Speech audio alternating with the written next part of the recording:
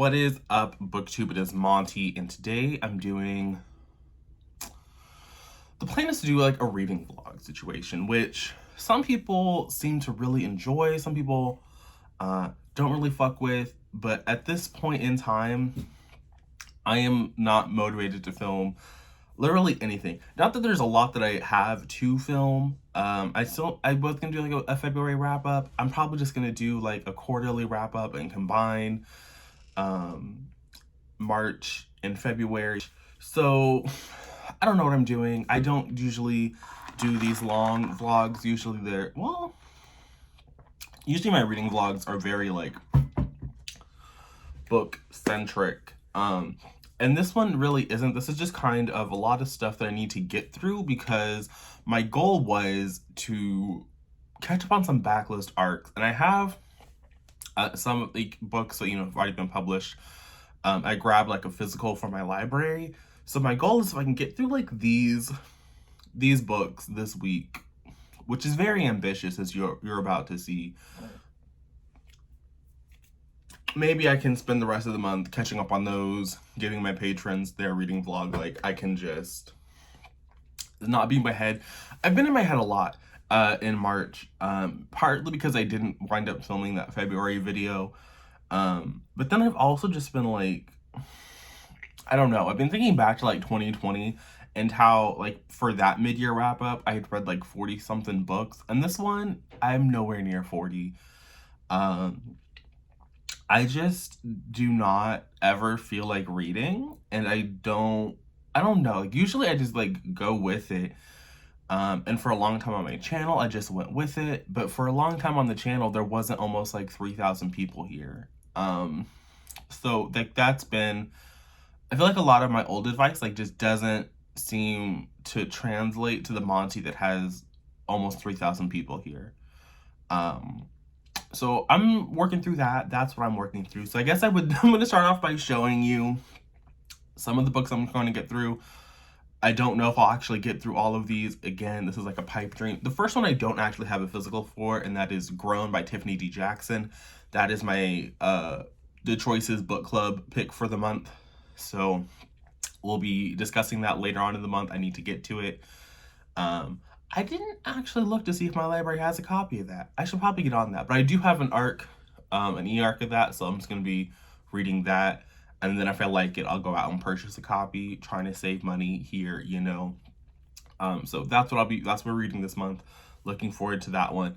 I think it's supposed to be like a thriller-y book. What the actual concept of the thriller is, I don't actually know. I actually did not wind up watching like anybody's review or anything of that one. So that's all I know about that. My personal, I guess I could actually then move on to the book I'm posting for the Expanse Along. There are at least 3 different Expanse Alongs going on right now. And I love that for the people. Love that for the people. But it seems like a lot. I think one started like last month. Then ours is starting this month, what I'm hosting with Aaron and Mina from Booked and Busy and Mina Reads respectively. And I think there's like another one that's starting up next month. So like, if y'all don't get to these books at some point this year, y'all had plenty of opportunities. But we're reading Leviathan Wakes for the month of March. This is like 500 pages, and I have read it once. I do also own the ebook. I originally bought it as an ebook. So I don't know if I am going to reread it because Aaron has announced a live show. So apparently Aaron is hosting a live show for this, and I would like my memory to be intact because I know Mina's read it twice already, so I don't think Mina is going to reread this one. But this is a goal for this month. I don't know. I mean, it's for the month, yes. This week, I don't know if it's actually going to happen. And then going with the 2 that I've already sort of started, I started this at the beginning of the month. Because they came in at the beginning of the month. And the first one is Covet by Tracy Wolff. This is the 3rd book in the Crave series. This deals with the aftermath of Crush, which is my personal favorite. I've read like 200 pages of this, and I enjoy it a lot, but it was very slow at the beginning, and there's really no denying that. Like, the book is just, it starts off really slow, and there's I thought Crush was really well because Crave is like 700 pages of like 12 days or some stupid shit. And I felt that Crush really expanded on that.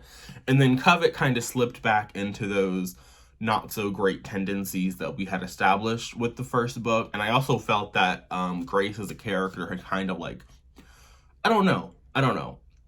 This one it just didn't start running the way I thought I was going to start running based on like what happened. But again, I'm in no way hating my experience with this one. I thought about doing like a standalone reading vlog for this, and then I realized that it's book 3 in a series and like how many people are going to watch a reading vlog for that. So I'll talk about it here, and I'm hoping to get through it. The writing of this is very simple. It's not, you know, the world's, it's not like fine literature by any means. So it's really easy, really quick to get through. The words, the actual like font size of this book is smaller. That was the first thing I noticed. And the book also starts on a chapter 0. The first 2 also might have started with a chapter 0. In any case, I've always thought that was silly. Then we have Mary H.K. Choi's newest released, Yolk. I'm going to go out on a limb and say that I hate the stenciled edges. This is the only book I own with stenciled edges. So I don't know how they look typically, because I've never had them. But the way that this is done, I don't like it at all. I hate it, actually. And the way that they're stenciled, I don't know if this is how they're always done, but it comes onto the page. And so, like, there's just, like, these I don't like it. They're hideous. So I will be spraying the edges of this. I mean, I was going to spray them before, but after I saw it in person, like, I think it's real cute. I understand, like, why, but we're spraying these edges with a quickness.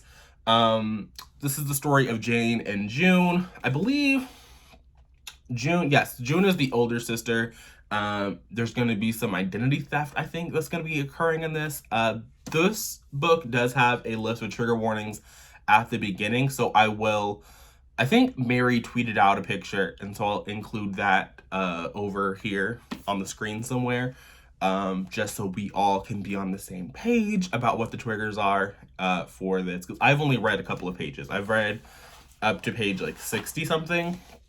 So I've seen some of the triggers. There's definitely just, you know, discussions of disordered eating, which is usually something I don't fuck with. Like in TV, in books, I don't, even in books that like the character does not have an eating disorder, if they're just like doing eating disorder behaviors, I'm like, I don't want to read this.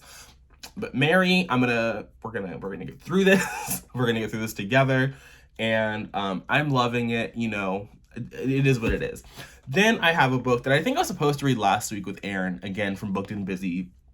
I don't think Aaron read it. I know Aaron started it, but I did not. And that is Nine Fox Gambit by Yoon Ha Lee.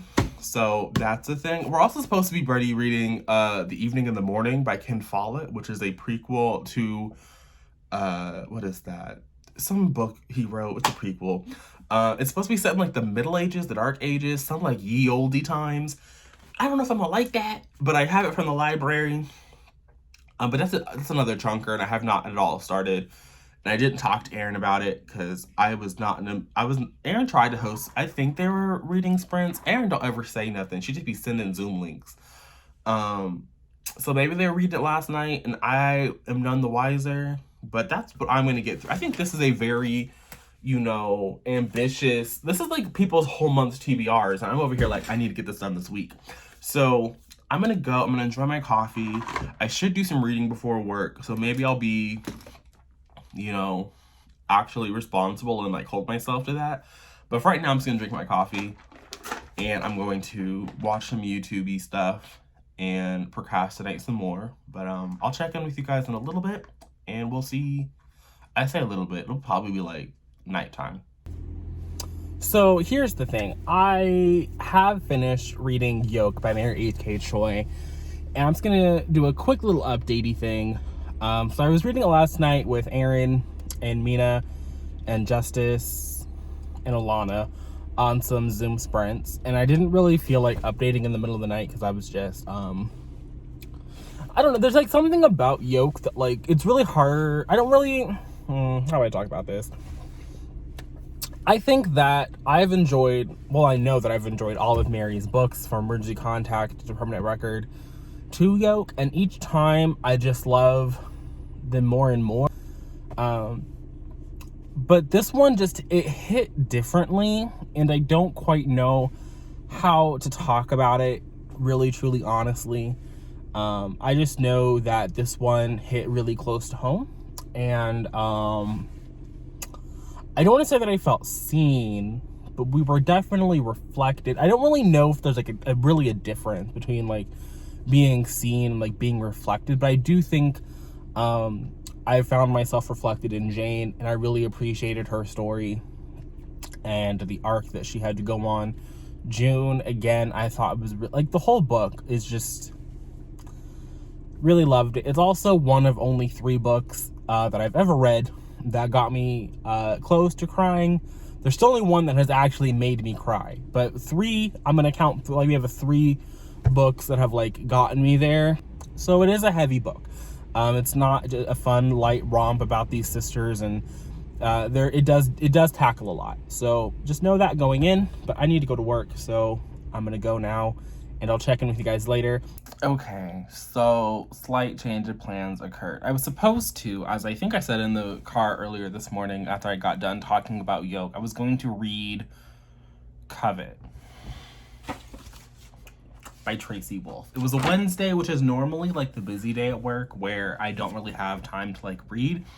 I thought I would. Well, no, I didn't think I would, but I was like, I'm gonna bring it to work anyway, because worst case scenario is it'll be in the car and I'll have it when I walk in like the door, and I can like eat my dinner and read. And then I got to work and my book got dropped in a pile of mayonnaise, and so the book is in the trash. Not reading Covet tonight. That's just not going to be a thing that happens. So then I got on a Zoom with Aaron and some other people, and I thought I was going to do some 9 Fox Gambit by Yoon-Ha Lee. I read a page, and I knew it was time to DNF. But I read page 2 to confirm, and I confirmed we were. And so 9 Fox Gambit, that's not happening in this reading vlog. So far, I have finished Yolk. Covet is ruined, and 9 Fox was DNF'd. So that left Grown and Leviathan Wakes. So I started reading Grown. I am 25% into this, and I don't like it. I think that these chapters are obnoxiously short for no real reason that I can really understand. So basically what we have, I don't think I said this earlier, but Grown was suggested by people. I think it was Sarah put that one in the community tab. When I was like, hey guys, I want the people in the community tab to like tell me what y'all want to read for Choices Book Club, and I'll put it in a little poll. And Grown by Tiffany G. Jackson won the poll. I had no idea what this book was about. I know I had seen people tweeting about it last year. I saw people getting the promotional boxes, the little earrings, all of the, Instagram paid promotional stuff. Loved that for them. What this book was actually about, I could not tell you. Apparently, it's about our main character, Enchanted, who lives with her mother and father, and she has like 3 siblings. She's like 16-ish, like maybe 17. She's still in high school, and she is kind of like, she goes to this private school. She got all these like activities and things going on that her parents want her to do, but Enchanted wants to be a singer. And so at the beginning of the novel, she kind of tricks her mom into she fakes that she has like a swim meet, and then, oh, what do you know, there's like this American Idol like competition, like maybe I could go and like audition. And she gets introduced to, I think his name Kelly Fields Kelly. I don't know. It's fucking R. Kelly. It's R. Kelly. And I was like, oh, because the book does start off with like a trigger warnings page, and I was like, okay, there's gonna be like some darker stuff in this one. That's fine. Didn't realize I was getting into an R. Kelly book, and I just don't care about this. I don't care about our R. Kelly stand-in character. It feels really rude to say that I don't care about Enchanted, but at 25%, I don't. At 25%, I don't care about the writing style, which is very brief. Like, there are moments where I think I'm supposed to care, or like I think I'm supposed to like really connect to these characters, but for me, it's sitting at like a 2-star. Like, we are okay book. I think this is definitely a book that other people are going to enjoy more than me. I think that it's compulsively readable. But I just think that the characters feel very two-dimensional. They aren't breathing off the page. And I don't like it. I don't like it at all. So 50% into grown. I don't know what I think I called him like Kelly Fields. His name is Corey. So that's the first correction. Overall, I think the book is successful in that, like, I don't think I'm supposed to be having a good time. I don't think I'm supposed to be enjoying it, and I'm not. But like, and I said this in the Zoom, I feel like I could just go rewatch Surviving R. Kelly. There's a part 1, there's a part 2, there's a movie. It's all available on Netflix, and I feel like I just don't. The characters are still very flat to me. While it's very, again, I watched Surviving R. Kelly, so like I can understand that like abusers do this thing, like it's not actually, you know, exaggerated. There's just something about the way this is written that just makes me check completely out of the narrative. I don't know what that's all about, but I don't like this. I think maybe I could give it a 3 stars, and maybe I would push it up from the 2, but I'm not really invested in rating this. Like, I'm not invested in discussing this. I'm not invested in really reading the next 50%, because I do think, I don't know how many pages this book is, I don't know, but this book just feels really poorly paced, because events happen and they reference things that the reader doesn't see, and they establish a new normal in their relationship dynamic. And I think that that's, again, I could just go watch Surviving R. Kelly. So that's where I'm at. Very ambiguous, very up in the air, but I'm gonna go back to reading. This is going to be, I need to like stop vlogging when my bed looks a hot mess, but I'm pretty sure that what is in this box is my Akasif Tour edition. So we're gonna interrupt this reading vlog for a little bit of an unboxing moment. So yeah, I haven't read any more of Grown, but I am planning on bringing, it is the Akasif Tour edition, and I'm planning on bringing the Kindle to work today, so love that.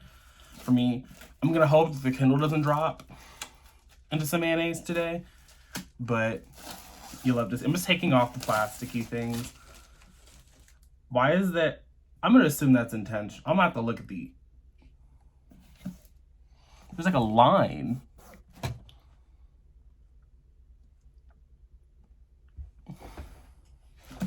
I was gonna give one of these away, but now I'm gonna have to open up the other one. I mean, it's the same book inside. I've read it. It's just a very simple naked hardcover moment. Yeah, so I personally love it. I'm here for it. This is a much more vibrant orange, I feel, than the other one, but I was gonna leave the other one in the box so I could just like send that box off and away, and someone else could like unwrap the plastic. But there's a fucking line. Like, I mean, it's not like I'm gonna read this book. I actually am gonna read this book again, but I have the regular edition. I'll probably just read again. It's not signed or anything. It's just a different little hardcover. Nothing special here. Oh, is this? Oh, that's the same little mappy map. Does this have the bonus content? I will say that because I got it from Target, I didn't have any, no bonus content. So I'll never read those little short stories. It took them forever to get it here, but it is here.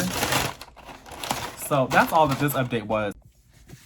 This is definitely the most unflattering lighting we have decided to attempt to film a vlog clip in.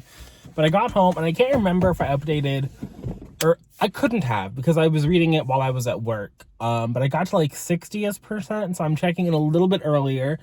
Because I just got to this, like, here's my issue with this book. The chapters are very short. Like, I don't know what they are like in the physical, but in the e-arc that I have, it's like every few taps and I'm done with the chapter. Like, they can't be more than 5 pages. So that's very odd for me, first off. But I also feel like each time we go forward in a chapter, it's Enchanted reacting to shit that we didn't see. Like, stuff, like, we see some things, but something is like, oh, this also happened, and this is like the fallout of that thing that the reader doesn't see, doesn't experience. And like,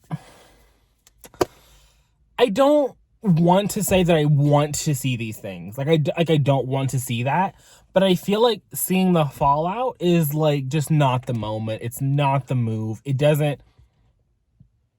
puts a distance between me and Enchanted, and it's like, this just doesn't feel like it was written and like, I don't know who this was written for. And the more that I read, the more frustrated I am, because it's like all of these crazy, or I don't think you're supposed to use that word anymore, but like, it's all of these just wild shenanigans that I understand actually happen. So it's not even like, oh, these are so wild they would never happen. They happen to people. So it's like, I believe that this can happen to people, and I believe that it happened to Enchanted, and I can understand why it happened to her to some degree, although I still don't fully, her parents were too on it. Her parents were like clued into the game, and so for them to be stupid, it's like the narrative needed them to be stupid. It's not even like a good parent, like, this could still happen to you. It's like, no, like, they were too on the ball. Like, the people that we met, the people that we saw at the beginning of this book were too, like, no, I don't believe it. And I know that even in, like, you know, Surviving R. Kelly, there were some parents like that, the parents that seemed a little bit too on it. But these people in this book, like, again, it's hard for me to get with. So that's the issue there. And then, apparently Sis went home. So I guess, I mean, at the part that I stopped at, I think, what was his name? Corey had, like, shown back up in her little town and played, like, there was, like, a sex tape revelation that happened. And I hate it here so much. I am not looking forward to this live, guys. I'm going to be very honest, because I think that a lot of people in general liked this book a lot more than I did. But I am going to schedule that live, probably sometime. It's not going to be this weekend, but I'm going to I'm going to schedule it for the end of the month, so it's not like a last minute thing again. But I hate it here. I hate it here. And I will not be rating this on Goodreads, because every time I see someone has rated this highly, I just don't understand it. I don't see what they are seeing. I don't see it at all. And Tiffany D. Jackson has so many books out. This isn't her first rodeo. So I feel like this, even like the writing itself, like, just, even if I take away all the things about the narrative I don't like, just looking at the writing, I don't know. And it's not even like, I don't think I'm particularly pretentious. I think that Sarah J. Maas, who I've appreciated in the past, very simple writing. Mary H.K. Choi, again, her character work, I think, cuts really deep, but the actual, like, the sentence structure, like, on a sentence structure level, it's not, like, revolutionary, right? Like, we're not revolutionizing the English language here. So, anything is possible, but there's just something about it that it doesn't spark joy. Nothing about, and again, like, I don't mean that in like, oh, the book isn't happy. It's very clearly from the first page where I got all the trigger warnings, I realized this wasn't going to be like a fun, happy, messy story. It was going to be a very intense story. But even the intensity, I think there is a buffer there. Like, I think that a lot of it is also, I need to stop saying I think. I'm not going to edit those out, but I need to stop. But I did just finish Yolk, which also had a lot of heavy themes. There's disordered eating, body dysmorphia issues, cancer, infertility issues. Like, it was a very emotionally heavy story, and I felt it. I do not feel it with Grown. I don't. I do not feel the weight, the gravity.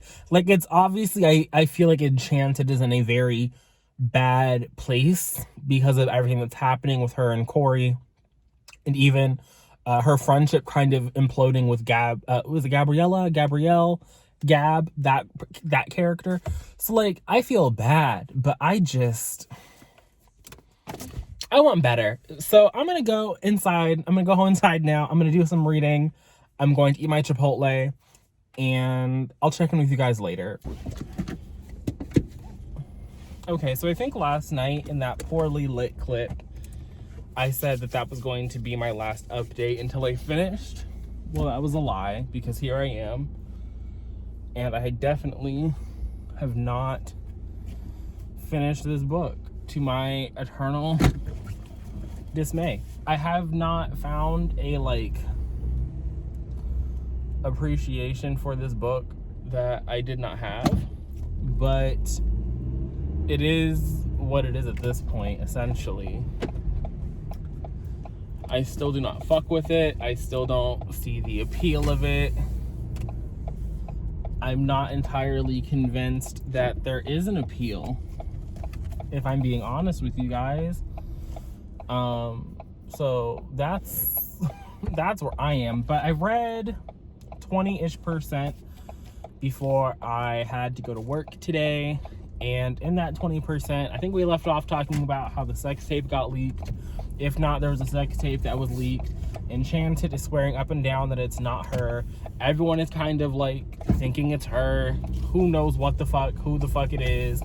The reader doesn't, because again, Tiffany D. Jackson has this thing where instead of like, a lot of this book is reactions to things, and I know that I've said that before, but I mean that. A lot of what is happening in this book is us seeing Enchanted reacting to revelations. Very little of the book is actually in the moment for me, the way that I understand it to be. So it's weird, and I don't really fuck with it like that. It's not what I would personally choose to do if I was crafting the narrative, but, you know, I'm not crafting the narrative. So we're just kind of doing with what we can do here. Essentially, though, I don't think that I don't think this book, I still struggle to see who this book is actually for. But it's after we find out the sex tape, we're finally getting more of like the present day stuff. So the police think that maybe Enchanted killed Corey, or maybe her father killed Corey. And again, a lot of the dialogue in these moments, like a lot of the dialogue with her talking to the police officers, a lot of the dialogue with her, like Will and Willow, I felt like, is this like a Smith reference? I don't know. It's weird. The little like black support group, family group that they have, we see a lot of them talking about it. And while I definitely think that these conversations are probably still happening, a lot of these mindsets are still the same, it does, like, this book feels a little dated. It's so odd to, because like there's moments earlier on where Enchanted is talking about age gaps. I don't know if I talked about this here, but I know I talked about it with everyone on the Zoom the other night. And she talks about how like her mom and her dad and like Beyonce and Jay-Z have an odd age gap. like she brings up some interesting points, right? But then she goes to like, oh, Ariel was 16. And it's like, Ariel's a fucking cartoon. Like, she's a fucking cartoon. And I understand, like, cartoons and fictional media help shape us into the people that we eventually become. But Ariel's a fucking cartoon. She is a cartoon. And I'm sure that there are, like, active Disney people out there who could tell me how old Prince Eric is supposed to be. I don't think Prince Eric was damn near 30 fucking years old. You know what I mean? So, like, even if there is an age gap in The Little Mermaid, it's probably closer to the acceptable side than whatever Corey fucking Fields, whatever his goddamn name is supposed to be. It's just straight buffoonery. It just is. And now there's this, maybe she's crazy angle to the narrative where her best friend may not exist. And it's too much for me. The book is just it's doing too many things, and it's not doing any of them well. It's not even doing most of them just okay. I think everything that it is doing poorly, that another book could do better. And so I find myself confused as to how this book, of all the books published, has it's like a 4.4 average on Goodreads. I need someone to come explain this to me, because the math is not mathing. The math isn't mathing, people. It's not adding up. There are missing links in this equation. So that's where I am presently. Okay, so I figured I need to return some library books. This is the best time to come on here, update you guys final thoughts on Growth. So yesterday we talked about how our main character was kind of in a position where she was kind of losing her grip on her sanity. She was being kind of she was being gaslit, and all of what goes into that, right? Here's my big takeaway. I think that the third act plot twist was really stupid, where we find out that Gab's real name is like fucking Olivia. And so everybody at the school knew who she was. Everyone knew her as Olivia. And yet nobody, I guess they, like, this is what's so stupid to me. Like, nobody saw her and, like, Enchanted ever hanging out. So there wasn't, like, a situation where they were like, oh, we never saw her hanging out with, like, this girl, but we would always see her with Olivia. Just stupid. Like, just absolutely bottom of the barrel. But moreover than that, when you find out who the actual killer is and the actual motivation, it was just, again, just stupidity. And then the book, it just ends very abruptly. It's like, oh, this is it. This is the end. This is over. And it's just, nothing about the book is satisfying. Not Enchanted storyline of, like, leaving Corey. Nothing.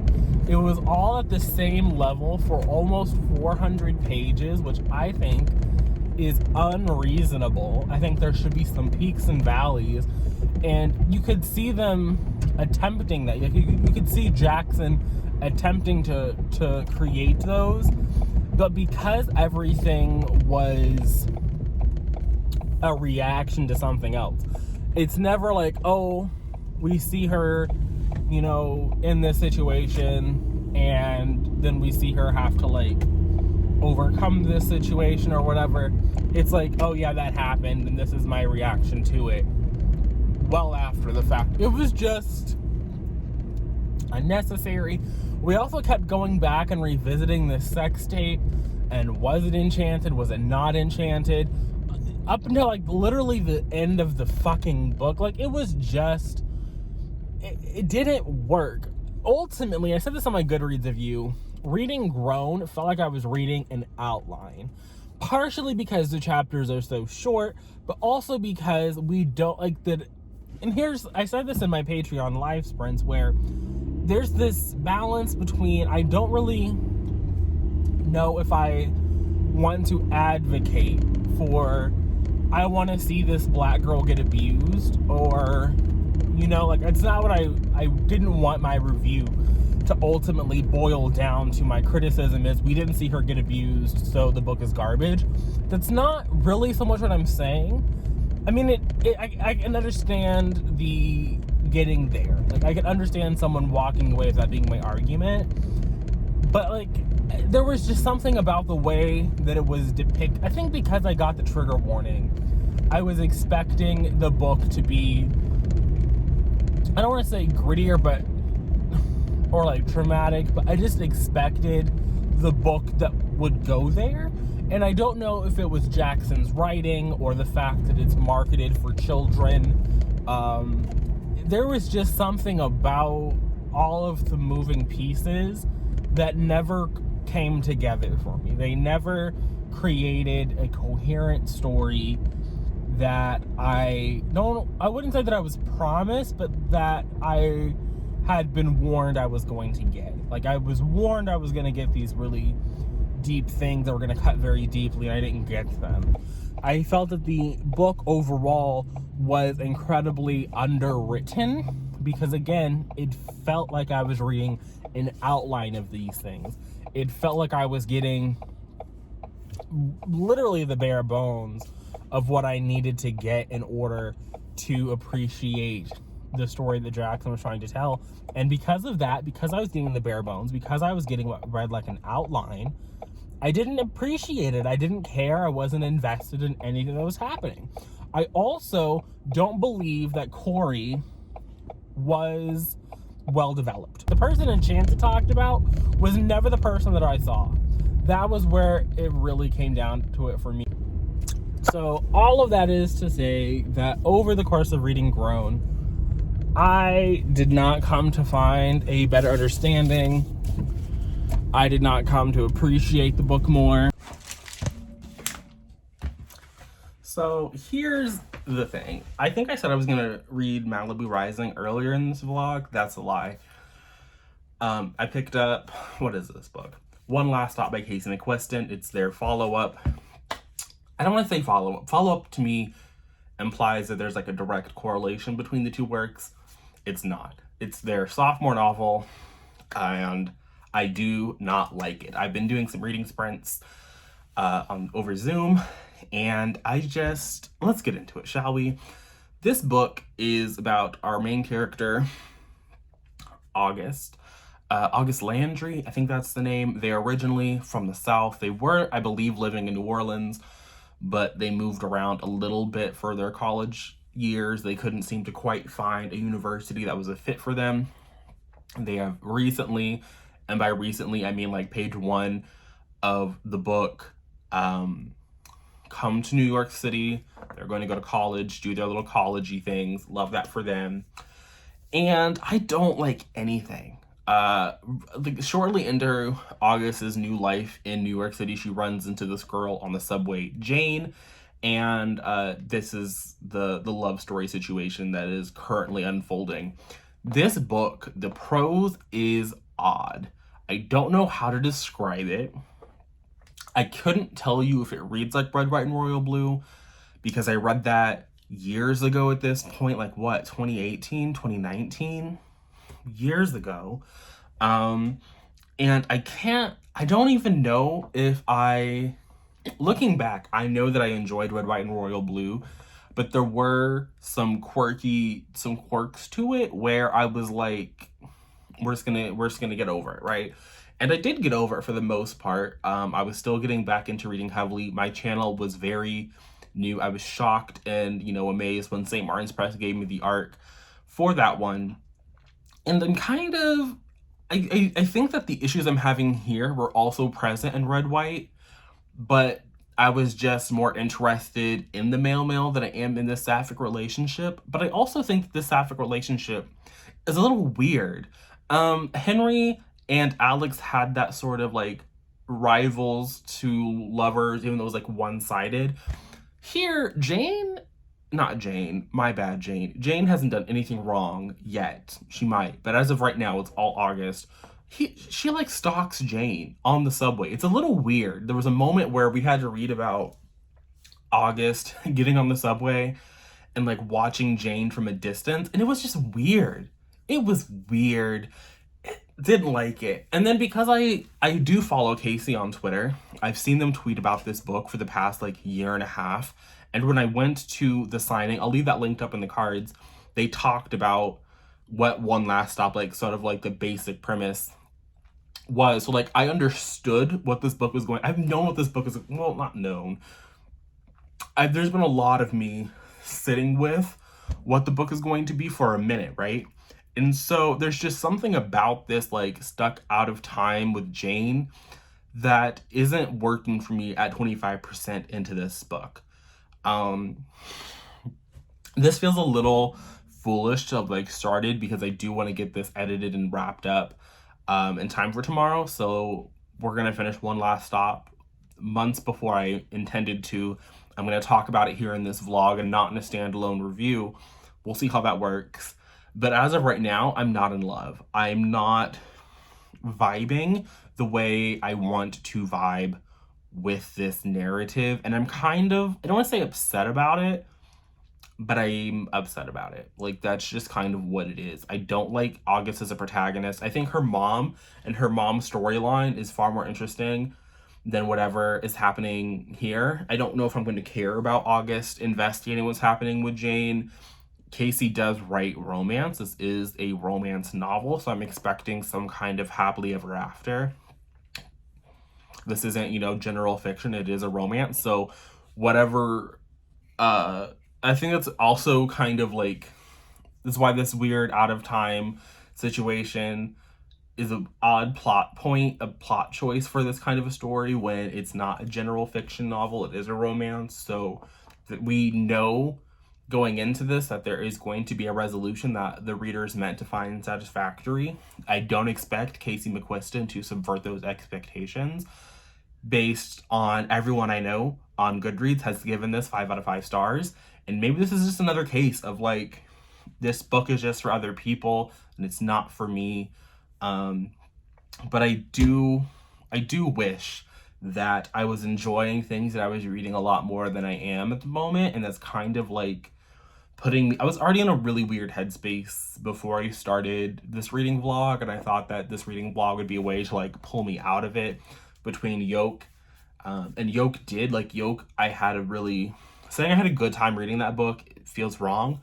But it did pull me out of my own head for however long I was, you know, reading it. But between Grown and now One Last Stop, I'm kind of crashing again. And I don't really like that feeling at the moment. But that's where I'm at. I'm gonna wrap this up here because I've burned enough time.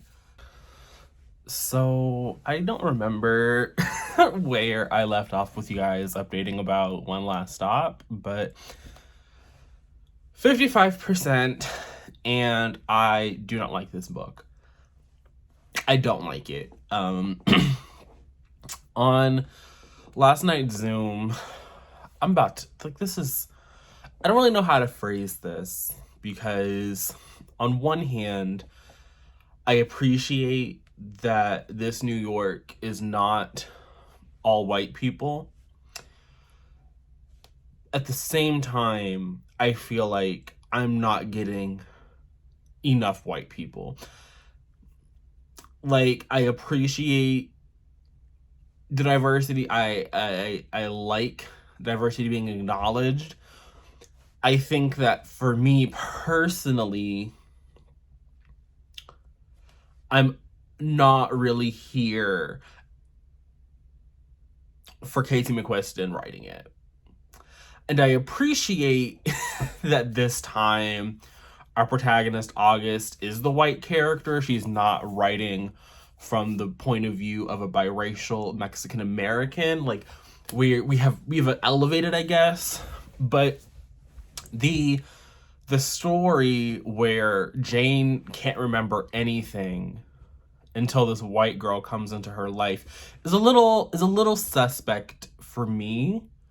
I think that's a little questionable, and I understand that like the racial identity has nothing to do with that. In theory, Jane could be another little white girl who just forgot everything, but I think that it's just a little on the nose for me. I think it's a little I've been side-eyeing it a lot. I also just think that not Jane, I think that August is a little creepy. I know I had to have talked about the weird stalking incident because that was fucked up. But then we have August continue to like spend every waking moment with Jane, which is, I think that this book just doesn't work as a romance novel for me because this out of time element is like, we are going to have to figure out some kind of way for that to happen. And is it going to be love? Is love going to be the answer? Like, I feel like that's what we're going towards. But we're spending so much time there that we are seeing the rest of her life just kind of, it doesn't work. It doesn't work for me.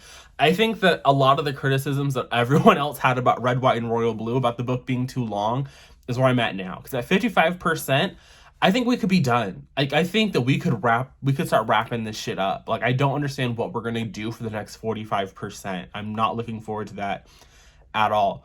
But because like there was a scene where, you know, she spends like these 2 weeks just hanging out on this fucking subway and she doesn't go to work. When we were introduced to August, she was very concerned about not being able to pay the rent, not being able to afford food or whatever.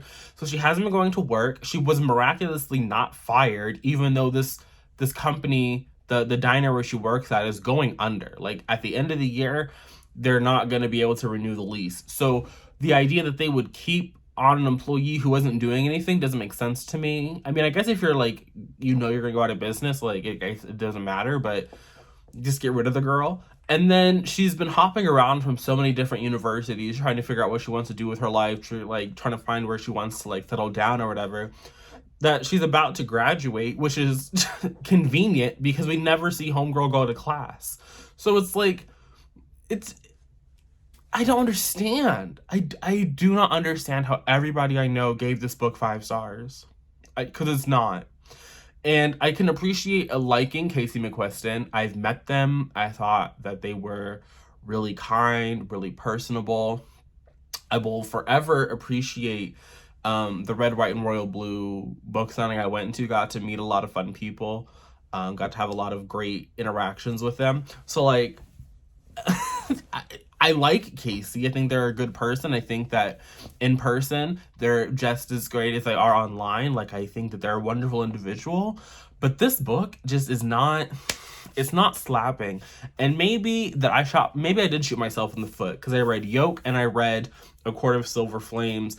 And both of those for me were just bangers. And nothing I've picked up since then has been a banger.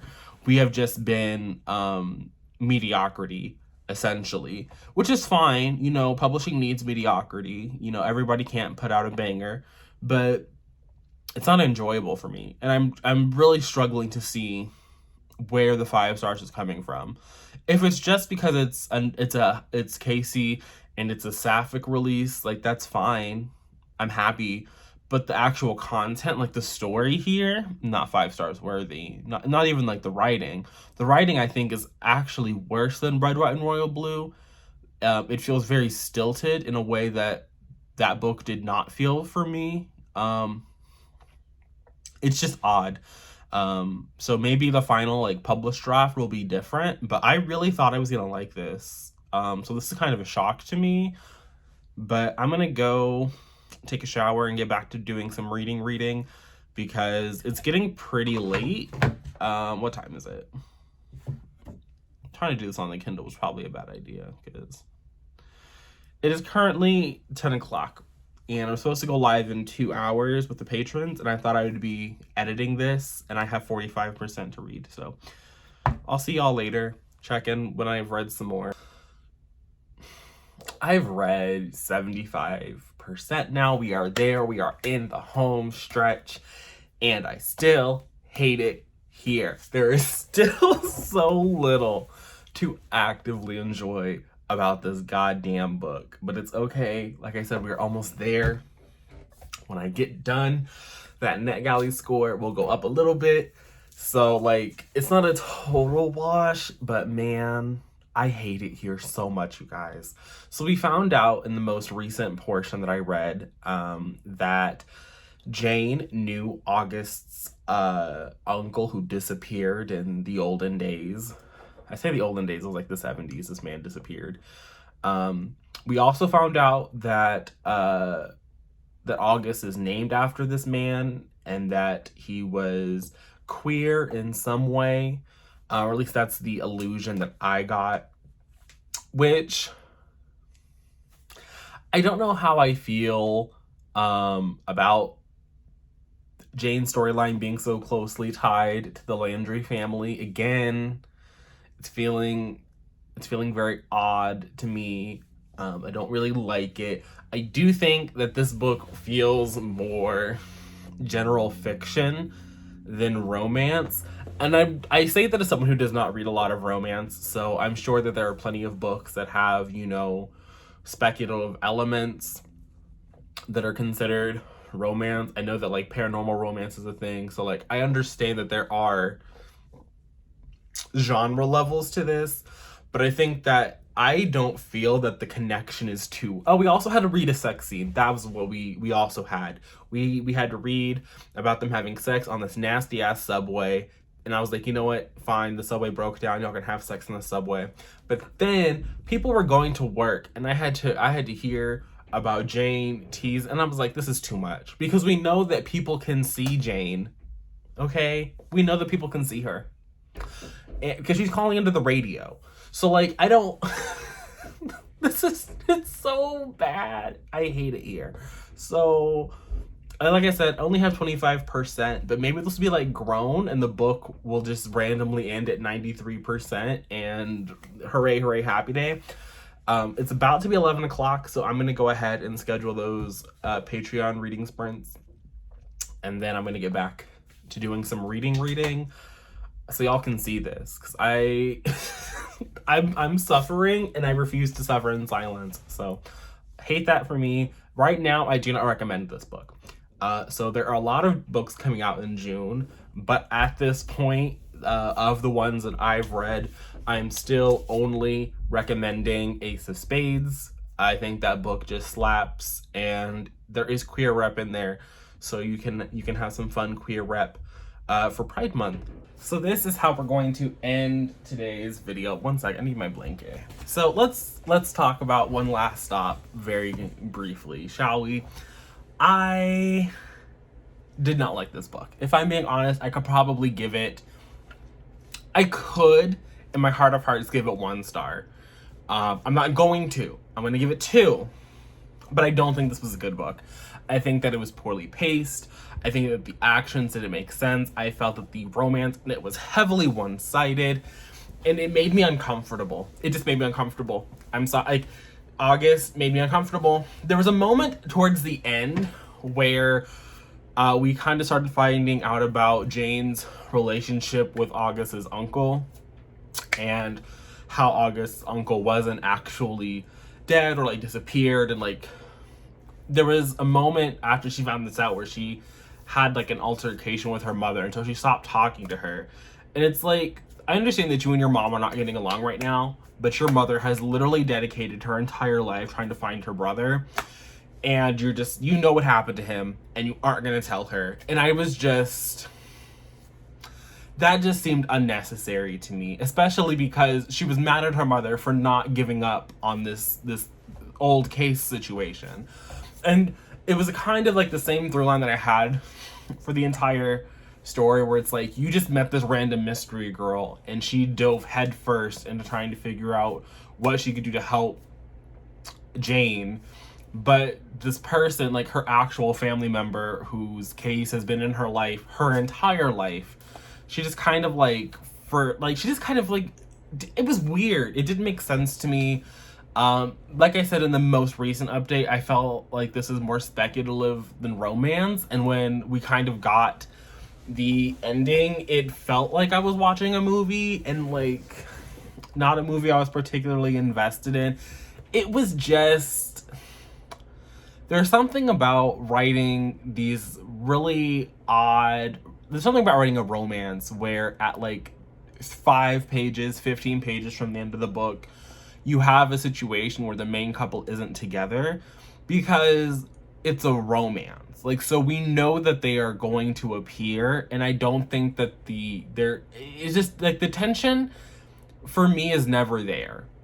It wasn't there at any point during the narrative when they're finally working how to like shove Jane back into her place in time. Like, it didn't work, and I felt that a lot of the plot points that happened were very convenient. Like, this August I felt was like kind of the epitome of whiteness in a very uncomfortable way. And while she tries to say this isn't a Gilmore Girls situation, I do feel like August is just as insufferable.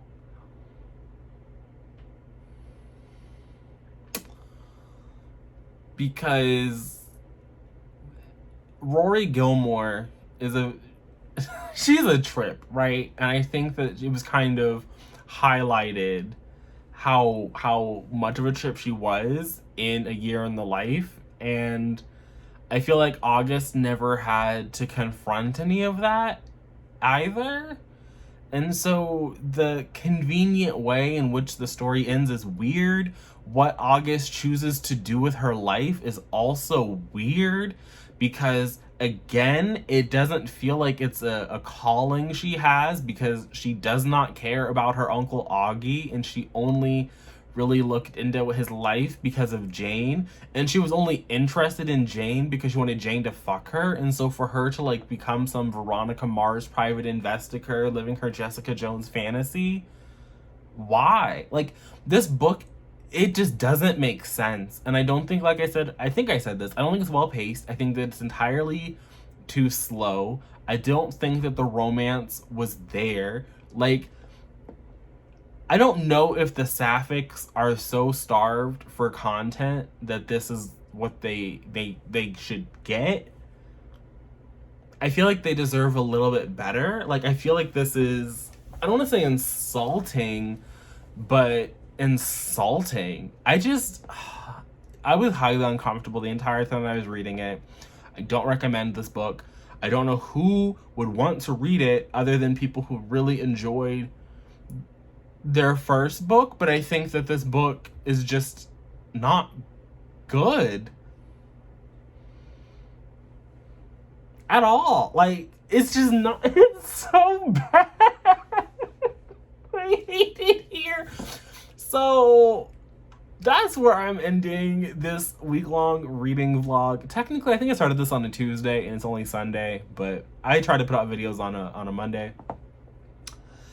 And that's what I'm doing. So to just sort of recap what I read this week, we got Yolk, that was finished, Grown, and now One Last Stop. Leviathan Wakes was originally in the thing I held up. Nine Fox Gambit was also supposed, but that was also a DNF. Leviathan Wakes we're gonna get to. We are going to get to it. It just I was hoping to come back with like a series of highs, and we haven't hit those highs, but it's a new week, so I'm gonna cross my fingers and hope for the best. I'll see you guys again soon with another video, but until then, and until next time, bye.